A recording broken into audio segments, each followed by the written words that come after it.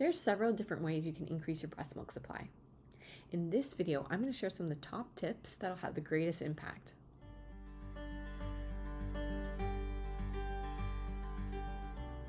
Hi there, my name is Royaloy.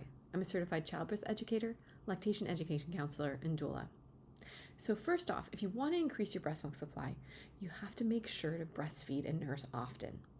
And the reason for this is because when you breastfeed, it stimulates the nerve endings in your nipple that then signals to your brain to produce the hormones prolactin and oxytocin, both which are essential for breast milk production and secretion.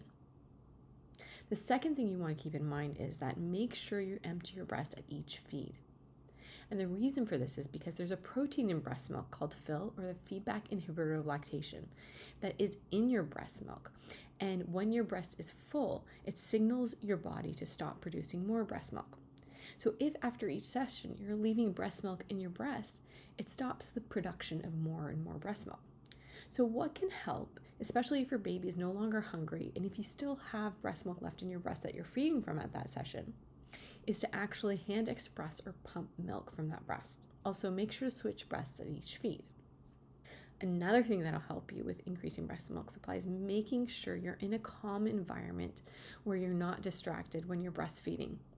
This can help you have skin to skin and bonding time with your baby, and it'll help make sure that you and your baby are less distracted. Another thing you want to strongly consider is avoiding or significantly reducing the use of pacifiers in bottles. The reason for this is because when you put baby to your breast, as we mentioned in the first tip, it helps your body produce more breast milk. Another tip you want to consider is to make sure you're eating nutritious foods and getting enough calories, and that you're avoiding herbs and foods that could potentially decrease your milk supply. Herbs like peppermint and sage can have a significant impact on your breast milk supply, as can medications like decongestants. So if they're not needed, it's best to avoid them. However, make sure to consult with your doctor, and if you need them, then you can take them. But if they're not, it's best to avoid them. Another thing to consider is to make sure you have a good latch when you're breastfeeding. A poor latch can cause pain and soreness and can even obstruct milk flow, and it can impact breastfeeding. Another thing you're going to want to do is make sure you stay hydrated and drink plenty of water. And avoid or reduce caffeine consumption and the consumption of coffee, tea, and soda and other diuretics. Given all of these, you might still be wondering if your baby's getting enough milk and if you have a good milk supply.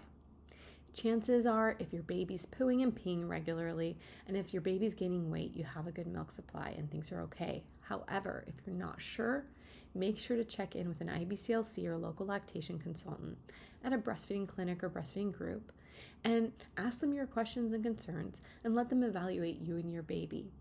They can let you know whether you need to do extra pumping sessions with a hospital grade pump. They'll let you know if you need to take additional supplements that might be helpful. And overall, they can evaluate you and your baby's needs.